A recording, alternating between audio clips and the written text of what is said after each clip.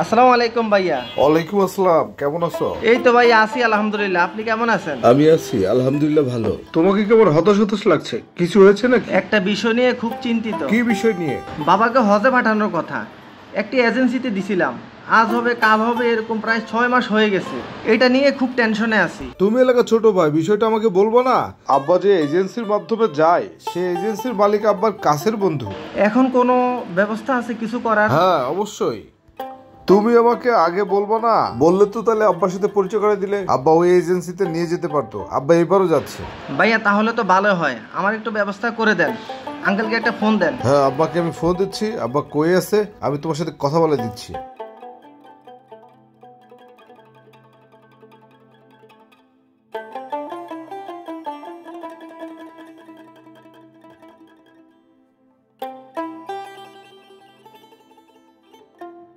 Hello আসসালামু আলাইকুম। আব্বা আপনি কোথায়?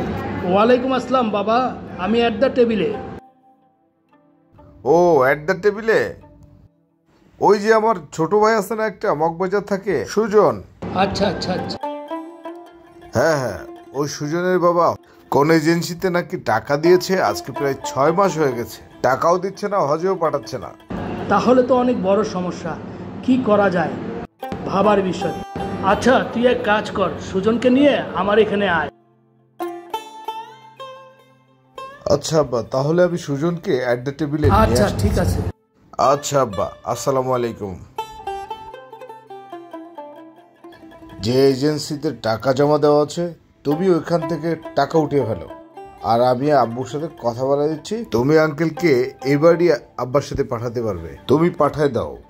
তাহলে তো খুবই ভালো হয় ভাই। চলো তুমি আমার আব্বার সাথে তোমার দেখা করাই দিই। ঠিক আছে তাহলে চলেন যাই।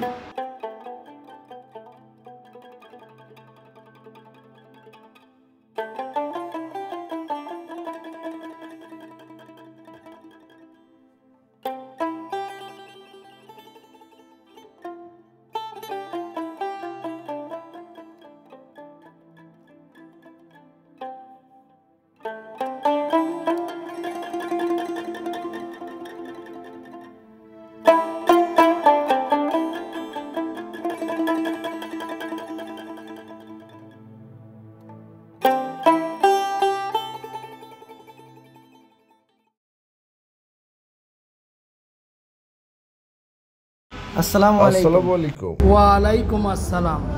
তোমরা আসছো? বসো, তোমরা এই সাইডে বসো।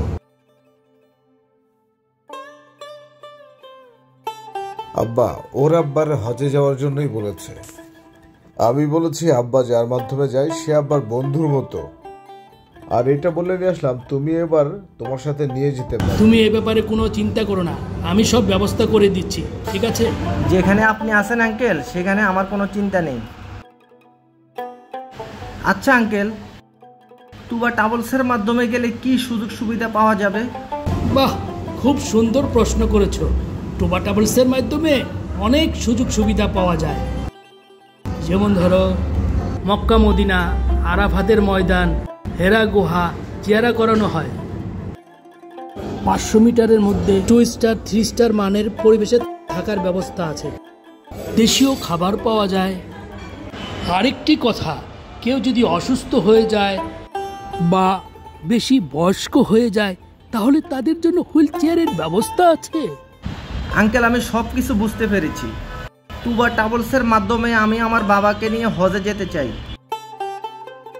বাবা তুমি তাহলে সুজনের বাবার সমস্ত কিছুর ব্যবস্থা করে দাও, একটু কষ্ট করে। ঠিক আছে রে বাবা, এই ব্যাপারে তুই কোনো চিন্তা করবি না, সমস্ত ব্যবস্থা আমি করছি।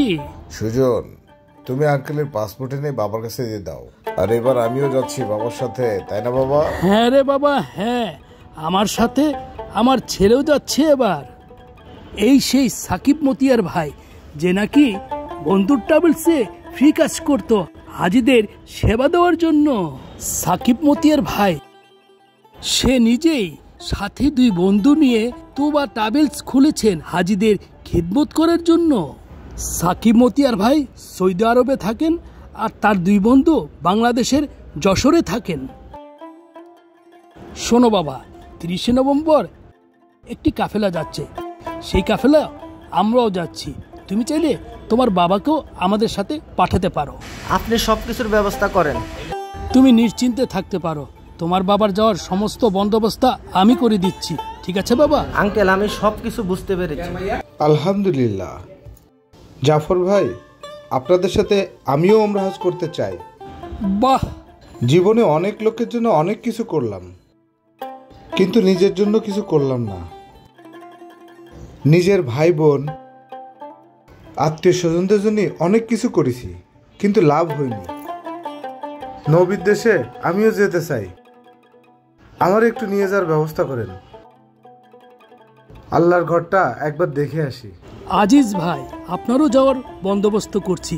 তাহলে আমরা সবাই একসাথে আগামী 30 নভেম্বর ওমরা হজ করতে যাচ্ছি। ঠিক আছে, তাহলে আমরা 30 নভেম্বর ওমরার উদ্দেশ্যে রওনা দিচ্ছি।